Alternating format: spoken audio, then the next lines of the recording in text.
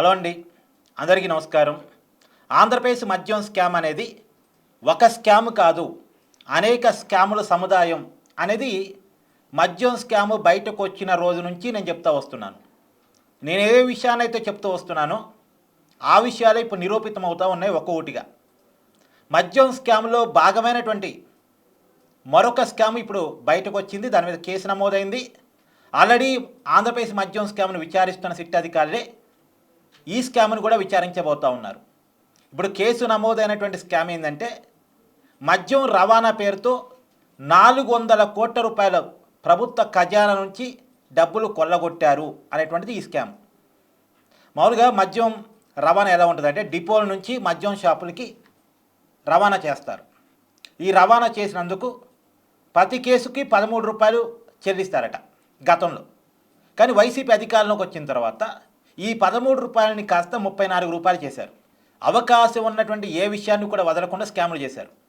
అంటే ఈ రవాణాలో కూడా స్కామ్ చేయొచ్చు అనుకొని ప్రతి కేసు మీద 13 రూపాయలు గతంలో వసూలు చేస్తే ఈ 13 రూపాయలని కాస్త 34 రూపాయలకి మార్చారు.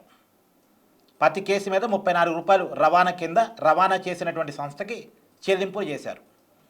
అది చూడండి, మామూలుగా రవాణా ఖర్చులు పెరిగాయి అనుకొని ఈ 13ని 15 చేస్తే ఎవరికి అభ్యంతరం లేకపోదు. లేదు 13ని ఏకంగా 20 చేసినా ఏమోలే ఖర్చులు పెరిగాయి కదా రవాణా ఖర్చులు అని అనుకోవచ్చు. కానీ ఏకంగా 21 రూపాయలు పెంచి 13 రూపాయలని కాస్త 34 రూపాయలు చేశారు. మామూలుగా గతంలో ఈ రవాణా టెండరు ఎలా ఒప్పచెప్పేవాళ్ళంటే జిల్లాను ఒక యూనిట్గా తీసుకునే వాళ్ళట. జిల్లాలో ఎక్సైజ్ శాఖ సూపరింటెండెంట్, సబ్ కలెక్టరు వీళ్ళంతా కూర్చొని 13 రూపాయలకి ఎవరైతే రవాణా చేయగలుగుతారో పర్ కేస్ 13 రూపీస్, ఎవరైతే సప్లై చేయగలుగుతారో వాళ్ళకి పిలిచి టెండర్ చెప్పేవాళ్ళట. కానీ వైసీపీ అధికారంలోకి వచ్చిన తర్వాత జిల్లాని ఒక యూనిట్గా తీసుకోకుండా స్టేట్ని ఒక యూనిట్గా తీసుకున్నారు. రాష్ట్ర వ్యాప్తంగా ఒకే వ్యక్తికి టెండర్ చెప్పారు. ఎవరికి చెప్పారు? రాజు కసిరెడ్డి ఎవరైతే ఆంధ్రప్రదేశ్ మద్యం స్కామ్లో A1గా ఉన్నారో, కర్మ కర్త క్రియ ఎవరైతే ఉన్నారో అతని అనుచరుడు, అతని మిత్రుడు ఈశ్వర్ కిరణ్ కుమార్ రెడ్డికి చెప్పారు. అతనికి ఆల్రెడీ లాజిస్టిక్స్ ఉన్నాయట. అతని లాజిస్టిక్స్ సిగ్మా లాజిస్టిక్స్తో టైప్ అయి ఉన్నాయట. వాళ్ళకి టెండర్ చెప్పారు. మరి స్టేట్ వైడ్గా ఒక వ్యక్తికి టెండర్ చెప్పారు కదా, అతని కోసం 13 రూపాయలని ఏకంగా 34 రూపాయలు చేశారు కదా కేసుకి. మరి వాళ్ళే ఏమన్నా స్టేట్ వైడ్గా మద్యం డిపోల నుంచి మద్యం షాపులకి మద్యం సప్లై చేశారా, మద్యం రవాణా చేశారంటే అది కూడా కాదు, వాళ్ళు కూడా చేయలే. మళ్ళీ వీళ్ళకి సబ్ కాంట్రాక్టర్ చెప్పారు. ఎవరికి చెప్పారు? ఉత్తరాంధ్రలో మద్ది శ్రీనివాసరావు, బొత్స సత్యనారాయణ గారు మేనల్లుడు, విజయనగరం జడ్పీ చైర్మన్, వైసీపీ నాయకుడు, ఆయనకు చెప్పారట. అలాగే ఈస్ట్ వెస్ట్ జిల్లాలకి, గోదావరి జిల్లాలకి కారుమూరు సునీల్ అంటే మాజీ మంత్రి కారుమూరు నాగేశ్వరరావు గారి కుమారుడు, వైసీపీ నాయకుడు, ఆయనకు చెప్పారట. తర్వాత అలాగే కృష్ణా గుంటూరులో అంబటి రాంబాబు గారి మనుషులకు చెప్పారట. రాయలసీమ జిల్లాల్లోనేమో కేతిరెడ్డి గారికి ఒక 2 జిల్లాలు, ఇంకొక నాయకుడికి ఇంకో 2 జిల్లాలు, ఇలా సబ్ కాంట్రాక్ట్లు చెప్పారట. వీళ్ళంతా 13 రూపాయలకే చేయాల్సిన రవాణాని 34 రూపాయలకి చేసి డబ్బులు గట్టిగా మిగిల్చుకున్నారు. ఇది మొత్తంగా లెక్కేస్తే 400 కోట్ల కుంభకోణంగా తేల్చి కేసు నమోదు చేయడం అయితే జరిగింది ఇప్పుడు అంచనాగా. మరి రాబోయే కాలంలో ఎంక్వైరీ చేస్తే ఏ విషయాలు బయటకు వస్తాయి, ఇంకెన్ని విషయాలు బయటకు వస్తాయి అనేది చూడాల్సిన అవసరం అయితే ఉంది. అయితే ఈ 400 కోట్ల కుంభకోణం లేదు, ఇప్పటికే విచారిస్తున్న 3200 కోట్ల కుంభకోణం, ఇవన్నీ చిన్న చిన్న విషయాలండి. ఈ 3200 కోట్ల కుంభకోణం కూడా ఏంటి ఇప్పుడు విచారిస్తుందంటే, ఏ బ్రాండ్ అయితే ఆంధ్రప్రదేశ్ మద్యం దుకాణాల్లో అమ్మారు, ఎందుకంటే మద్యం దుకాణాలన్నీ ప్రభుత్వం చేతుల్లోనే ఉన్నాయిగా. జగన్మోహన్ రెడ్డి గారు వచ్చిన తర్వాత ప్రైవేటు మద్యం దుకాణాలన్నింటినీ కూడా ప్రభుత్వం చేతిలోకి తీసుకున్నాడుగా. మద్యం పాలసీని మార్చి తన చేతిలోనే మద్యం షాపులన్నీ పెట్టుకొని ఒక మోనోపోలీ మార్కెట్ ఏర్పాటు చేసి తాము అనుకున్న బ్రాండ్ మాత్రమే అమ్మారు కదా. సో ఏ బ్రాండ్ అయితే అమ్మారో ఆ బ్రాండ్ కంపెనీల నుంచి ఆ బ్రాండ్ స్థాయిని, ఆ బ్రాండ్ రేట్ని బట్టి ఒక్కొక్క బ్రాండ్ నుంచి, ఒక్కొక్క బాటిల్ నుంచి 150 రూపాయల నుంచి 900 రూపాయల వరకు కమిషన్లు వసూలు చేసినటువంటి కేసు మీద ఇప్పుడు విచారణ జరుగుతుంది. 3200 కోట్లు అది కమిషన్లు తీసుకున్నది. ఆ విచారణ జరుగుతున్న క్రమంలోనే ఇప్పుడు ఇదొకటి రెండో విషయం, 400 కోట్లు అనేది రెండో విషయం. కానీ సరే ఇవి కొద్ది కనిపెట్టగలం అనుకొని కేసులు పెట్టుకొని విచారిస్తున్నారేమో, కానీ ఇంతకు మించినటువంటి అన్న అనుమానం కుంభకోణం ఏంటి అంటే, ఇప్పుడు వైసీపీ అధికారంలో ఉన్నప్పుడు మద్యాన్ని ఎలా అమ్మారు? క్యాష్ అండ్ క్యారీ పద్ధతిలో అమ్మారు. మామూలుగా అప్పుడు కరోనా సమయం, చిన్న ఛాయ్ కొట్టు దగ్గరకు కూడా 5 రూపాయలకి 10 రూపాయలకు కూడా ఫోన్పేలు గూగుల్ పేలు వాడే రోజులవి. కేంద్ర ప్రభుత్వం అఫీషియల్గా డబ్బులు పట్టుకోకండి, డిజిటల్ ట్రాన్సాక్షన్స్ ప్రమోట్ చేయండి అని రాష్ట్ర ప్రభుత్వాలకి ఆర్డర్స్ జారీ చేసినటువంటి సమయం అది.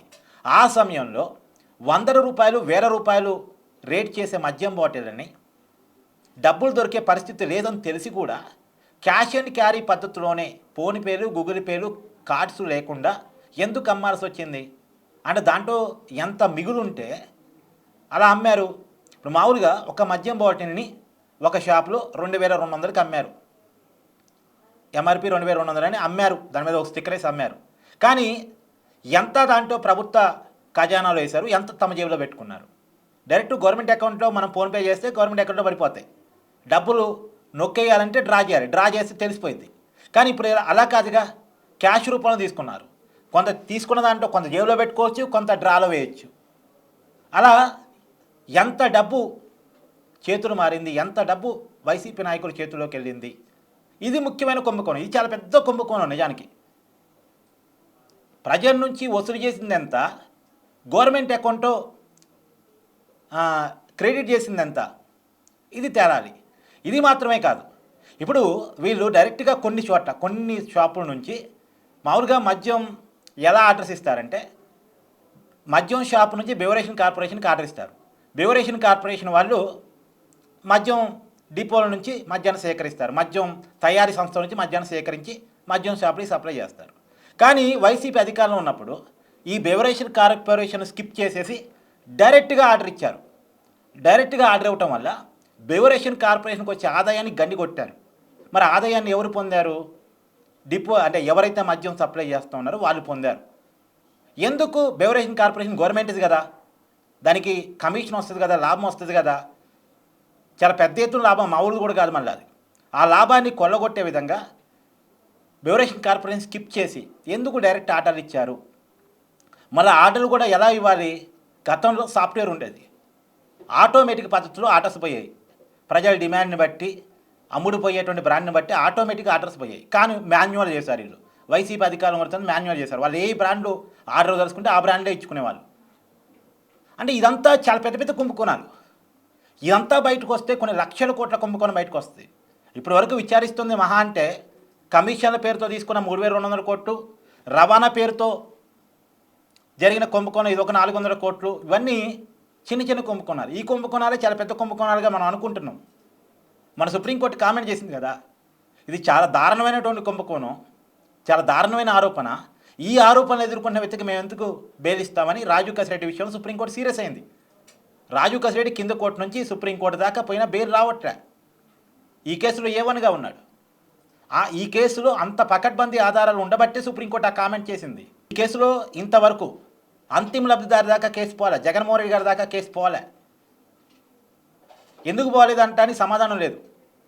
ఇప్పుడు చెవిరెడ్డి భాస్కర్ రెడ్డి గారు వైసీపీ మాజీ ఎమ్మెల్యే అరెస్ట్ అయ్యారు, లేదు మిథున్ రెడ్డి గారు వైసీపీ ఎంపీ అరెస్ట్ అయ్యారు, రాజీవ్ కసిరెడ్డి అసలు జైల్లోనే ఉన్నాడు. జగన్మోహన్ రెడ్డి గారి ఇంటి మనుషులు ధనంజయ రెడ్డి, కృష్ణమోహన్ రెడ్డి, బాలాజీ గోవిందప్ప వీళ్ళు కూడా అరెస్ట్ అయ్యి జైలుకి వెళ్ళి బెయిల్ మీద వచ్చారు. ఇప్పటికి 4 ఛార్జ్ షీట్ అయినాయి. అంతిమ లబ్ధిదారు జగన్మోహన్ రెడ్డి గారే అని ఛార్జ్ షీట్లో పేర్కొంది. కానీ నిందితుల లిస్టులో జగన్మోహన్ రెడ్డి గారి పేరు పెట్టలేదు. ఎందుకు పెట్టలేదు అంటే జగన్మోహన్ రెడ్డి గారికి సంబంధించినటువంటి ఆధారాలను పట్టుకోవడంలో ఇంకా సఫలం కాలేదా, లేదు ఈడీ చూసుకుంటే జగన్మోహన్ రెడ్డి గారి సంగతి అనుకుంటున్నారా? ఏది ఏమైనా ప్రజల ప్రాణాలు తీస్తూ చేసిన కుంభకోణం ఇది. ఈ జగన్మోహన్ రెడ్డి గారి హయాంలో అమ్మినటువంటి బ్రాండ్ల వల్ల, నకిలీ బ్రాండ్ల వల్ల దాదాపు అవి తాగి కిడ్నీలు లివర్లు పోగొట్టుకున్న వాళ్ళు, ప్రాణాలే పోగొట్టుకున్న వాళ్ళు లక్షలాది మంది ఉన్నారు. అంటే లక్షలాది మంది కుటుంబాన్ని రోడ్డును పడేసినటువంటి కుంభకోణం కదా ఇది. ప్రజల్ని చంపేస్తూ డబ్బులు సంపాదించుకున్నారు అనేటువంటిది కుంభకోణం కదా ఇది. దీంట్లో అసలు వదిలేసి కొసరే విచారిస్తున్నారు. ఆ కొసరైనా సరిగా విచారించండి అనేది నాలాంటి వాడు చేస్తున్న డిమాండ్. అసలు వదిలేశారు. నేను చెప్పిన అసలు ఏది క్యాష్ అండ్ క్యారీ పద్ధతులు అమ్మటం, బెవరేషన్ కార్పొరేషన్ స్కిప్ చేసి డైరెక్ట్ ఆర్డర్లు పెట్టడం, అది కూడా ఆటోమేటిక్గా కాకుండా మాన్యువల్ పద్ధతిలో ఆర్డర్లు పెట్టడం, దానివల్ల వచ్చిన లాభం తేలిస్తే మనం ఆశ్చర్యపోవాల్సి వస్తుందేమో. సరే, ఈ విచారిస్తున్న ఈ కొసర విషయాలనైనా సరిగా విచారించి అంతిమ లబ్ధిదారు దాకా కేసును తీసుకెళ్తే ప్రజల ముందు ఈ వాస్తవాలన్నీ పెట్టగలిగితే బాగుంటుందేమో. ఆంధ్రప్రదేశ్ లిక్కర్ స్కామ్తో పోలిస్తే ఢిల్లీ లిక్కర్ స్కామ్ అనేది చాలా చిన్న స్కామ్. కానీ ఢిల్లీ ముఖ్యమంత్రి కేజ్రీవాల్ అరెస్ట్ జైల్లో కూర్చున్నారు. ఢిల్లీ డిప్యూటీ సీఎం మనీష్ సిసోడియా జైల్లో కూర్చోవాల్సి వచ్చింది. కేసీఆర్ కూతురు కవిత జైల్లో కూర్చోవాల్సి వచ్చింది, తీహార్ జైల్లో. చివరికి రాజకీయంగా కూడా వాళ్ళు నష్టపోయారు. ఢిల్లీ లిక్కర్ స్కామ్ వల్ల పార్లమెంట్ ఎన్నికల్లో బీఆర్ఎస్ ఒక్క సీటు గెలవలేదు. ఢిల్లీలో ఆమ్ ఆద్మీ పార్టీ అధికారాన్ని కోల్పోయింది. కేజ్రీవాల్ ముఖ్యమంత్రి కోల్పోయాడు పదవిని. ఎమ్మెల్యేగా కూడా గెలవలేదు కేజ్రీవాల్, మనీష్ సిసోడియా. రాజకీయంగా నష్టం జరిగింది. సో స్కామ్ చేస్తే ఇలాంటి నష్టం జరిగింది అనేది ఒక ఉదాహరణ. ఇప్పుడు అదే ఉదాహరణ ఆంధ్రప్రదేశ్ లిక్కర్ స్కామ్లో కూడా జరగాలి కదా. అంటే జరగాలంటే అంతిమ లబ్ధిదాన్ని తేల్చాలి.